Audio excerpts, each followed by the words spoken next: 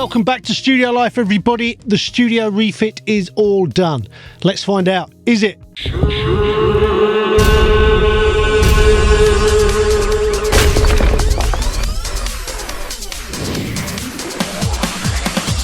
So, yes, at some point about a week ago, I started taking the studio apart. Piece by piece, everything came out. All the gear came out, all the cables came out, the furniture got dismantled, everything got taken out, some of it got thrown away, some of it got recycled, some of it got sold. That's basically what you do.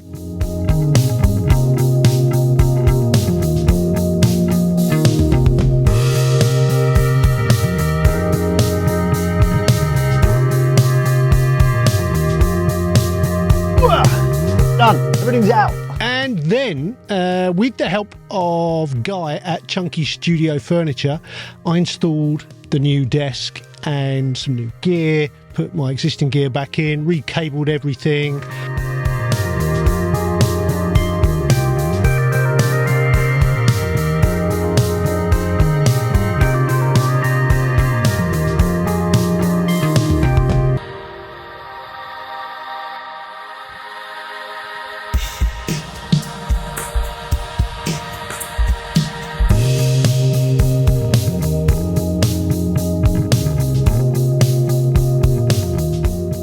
There was a monster amount of stuff to do. Anyone that's ever done a studio refit knows what I'm talking about.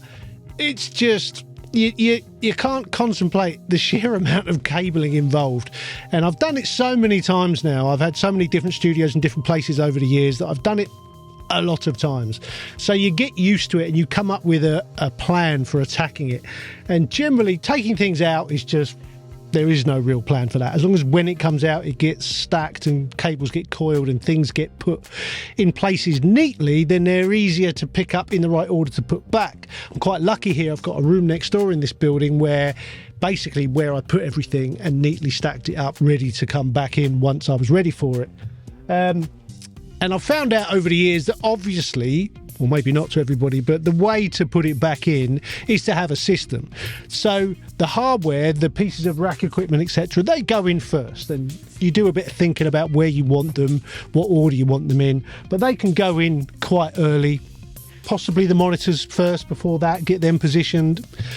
But then when it comes to the cabling, it's always power first. Get everything powered up, make sure everything is, done sensibly in such a way that it's easy to turn it on and off. I've got a whole bunch of power switches underneath the desk. So I've got one for one rack, one for another rack, one for speakers and amplifiers, one for USB stuff, one for hard drives, one for the instruments. So it's nice and easy to turn things on and off. If I just want to turn my controllers off, I can. I don't have to reach around the back and turn them off. They've got a switch. So that makes life a lot easier. So all the power goes in first, then it's all the audio connections. And there's loads. And that took a couple of days because basically you kind of have to, the way this is set up, you kind of have to lay on your back and plug things in, and it takes a lot of thinking. I'm doing a lot of routing. I'll talk you through it in a bit. So that took a bit of doing. I thought I'd ordered all the right cables. I was missing a few, so I had to wait a day for some more to arrive. But that was then done. And then it's USB and hard drives and stuff like that. A lot of controllers, a lot of things that need USB these days. So making sure you got the right length of cables. And I've made a decision that, different to my last desk where the cabling was kind of on top, it was hidden-ish, a lot of it, but it was on top. This time, most of the cabling is all underneath. Everything is kind of stuck to the bottom of the desk. I just wanted a cleaner aesthetic, and that's the way I did it. And once that's all done, once everything's plugged in and pretty much where you want it, there's then the testing phase where either it all works first time, which has happened. I have had that happen. Not last time, but the time before when I refitted my previous studio. Everything worked. Turned it on. Perfect. Didn't get quite so lucky this time. There were a couple of things just left and right flipped. A couple of USB things didn't work. Couldn't work out why. Didn't appear to be any particular reason for them to not work. Some cables are data only and not, are charging only and not for data.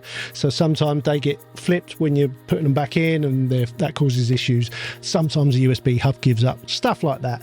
Anyway, yesterday pretty much everything was finished. And yeah, I'm really happy. I've already started working. I've already done 2 masters and a mix, and it's only been up for 24 hours. So pretty happy with that. Anyway, I'm going to talk you through what I've got in this studio, why I've got it. And anyway, I'm just going to talk you through everything that's in my desk. Right, let's do that. Right, we're going to start with the monitoring. As you can see, I've still got my Dynaudio Lid 48s. Had them a few years now. Love them, no plans to change them. Yeah, anyone that wonders why I like them, to me, they massively remind me of the Dynaudio M1s, which I was mixing on over 30 years ago now, but very familiar sort of sound. I think they're quite critical, and I find it quite easy to work for them all day and get good results. So yeah, they're great. My NS10s, I've had this particular pair for over 25 years now. Still love them, still work on them a lot. So yeah, I know some people don't understand how you can work on NS10s, but I love them, so that's why they're there. Interestingly, this time I got round to buying myself a new set of Auratones. Now, why did I buy new ones? Well, let me show you. I've still got one of my original Auratones, which I was using, still works. But it's getting really old, and I used to use it for checking in mono. It's actually got the phone number of a studio I had 20 years ago on the back still. I wanted to be checking that kind of stuff in stereo now. I don't really check in mono. Well, I do check in mono. I've got a mono button on my monitor controller, but I don't feel the need to check in mono on an Auratone. I'd much rather have it in stereo. So I thought it's time for a new pair. So I bought a new pair of Auratones, which I love. Very cool. Right, next up, let's look at the monitor controller. It's the Palmer Monicon XL, I think they call it. So I've got 3 different inputs. I've got the main DAW input. I've got my laptop over there. If someone emails me something, I can listen to it really quickly through the monitors. I then have the Shogun input. The Shogun is a 4K video recorder over there, which is what I use to record any screen recording I do. I also can flip from my main monitors to my NS10s, and then there's another controller over here which flips between the NS10s and the Auratones. They're running on an amp, Denon amp down here, the NS10s and the Auratone. It took me ages. I think I spent about 6 months auditioning amps before I found one that made my NS10s sound like I expect them to sound. I don't get on with a lot of the amps people recommend. I don't know why, I just don't, but that's my preferred amp and that's what I'm using. Anyway, let's go on to the racks. Let's start on the left-hand side. I've got the Drawman 1974 stereo EQ. I've not had it very long, maybe 2 years, no, maybe 3 years now, I guess, something like that. I use it on the stereo bus. It's for small tweaks. I don't do huge amounts with it, but a little bit here and there just to nudge things. Underneath that, something new from Golly. Gustav sent me this a little while ago, and I'm going to be making a video all about it in the coming weeks. It's a fantastic and fascinating piece of gear. It's the compression matrix, and what it basically does is you feed in your stereo buses into it, and then you can choose whether the amount of compression you have on each of those buses, and also whether they feed the sidechain or whether they don't. Really interesting. It does some very clever stuff. But now when I mix anything, it's going through this. I have a drum bus, a bass bus, a guitar / synth bus, and a vocal bus all running through it. I'll explain more in a video coming soon. Underneath that, I have my 500 series rack. I've got a Golden Age 1073. What do they call it? They call it a 573. That's the mic pre that I use for this mic for the YouTube show. If I ever record any vocals, that's what I also use that for. There's also a Midas compressor there. I only really use that when I'm doing the YouTube stuff.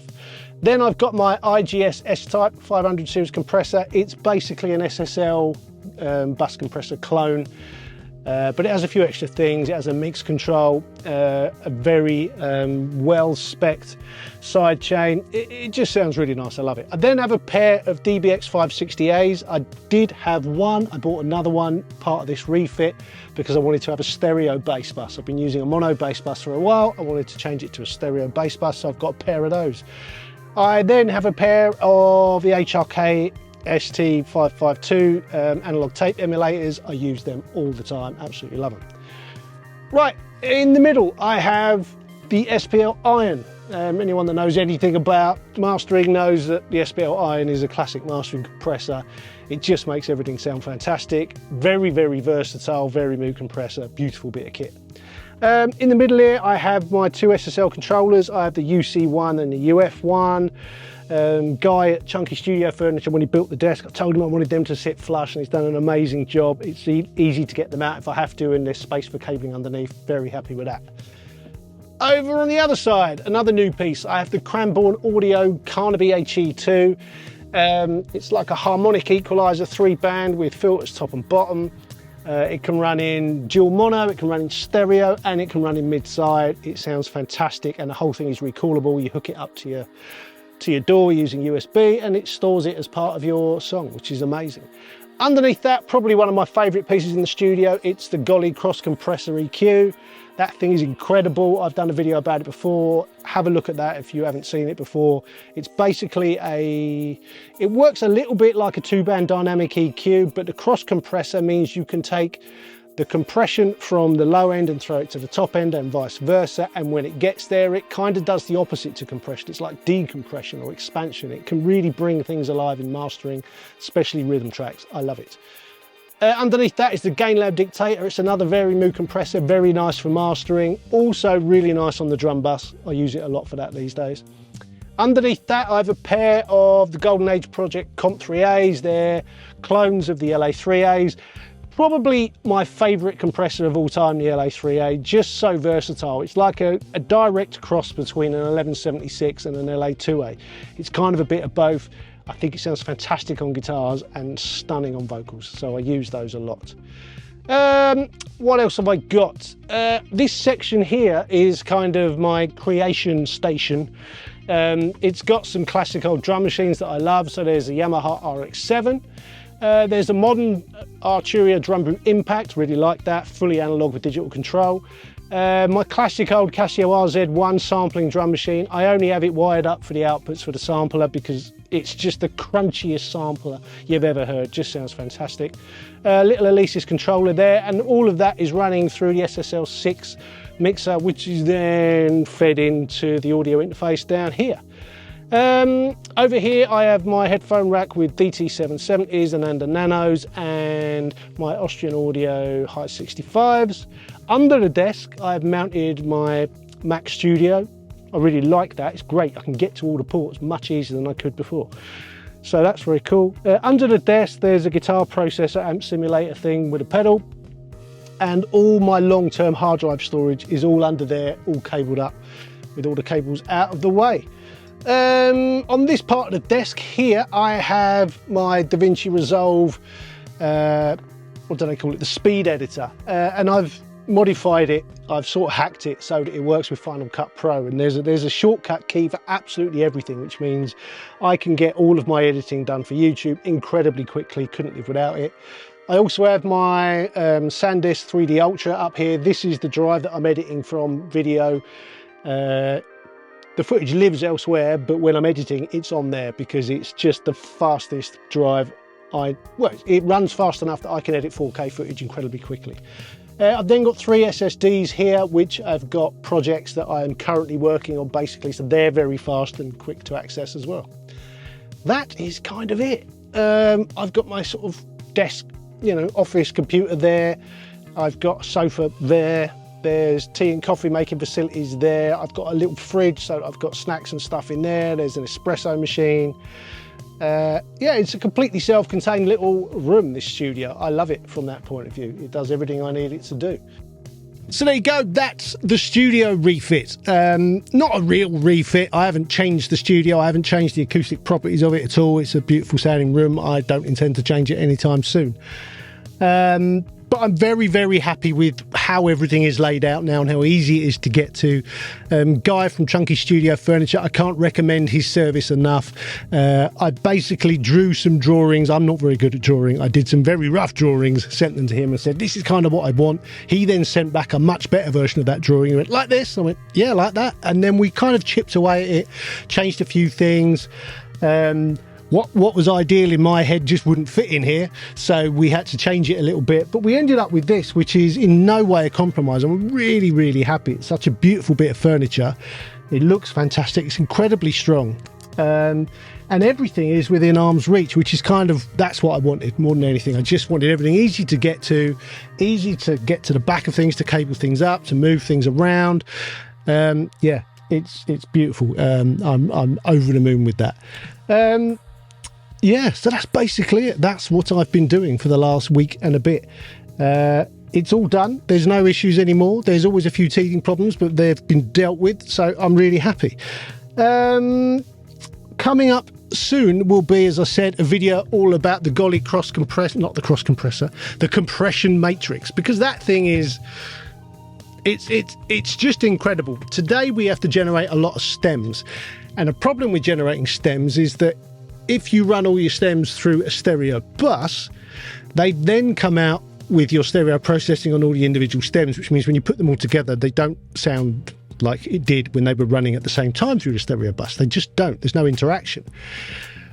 But that allows you to run things through the sidechain that aren't in the mix, so they affect the compression on the things which are running through. It's a bit of a cerebral thing to get your head around, but it's a very, very clever thing. And I've already done a mix on it yesterday, and I'm really happy with the results. The compressor sounds great, and the flexibility of that sidechain is mind-blowing. So that's coming soon. I'll do a review of the Carnaby HE2 because that's been a revelation as well. Yeah, lots more things coming up. Now I'm able to swap hardware in and out a bit easier. I will be doing more hardware reviews. So yeah, if you're a hardware manufacturer and you want me to review any of your stuff, give me a shout. But other than that, it's back to normal, back with the plugin reviews coming up very soon. Anyway, if you like the video, that really helps. If you could subscribe to the channel, that helps even more. You can check out my Instagram where you can see everything I get up to throughout the week. There's also the website where we've got the Studio Live Top 5 plugins, and there's a whole bunch of other stuff on there about the courses in mixing and mastering and all kinds of other interesting stuff. Anyway, that's all for now. I will see you next time. Adios, people.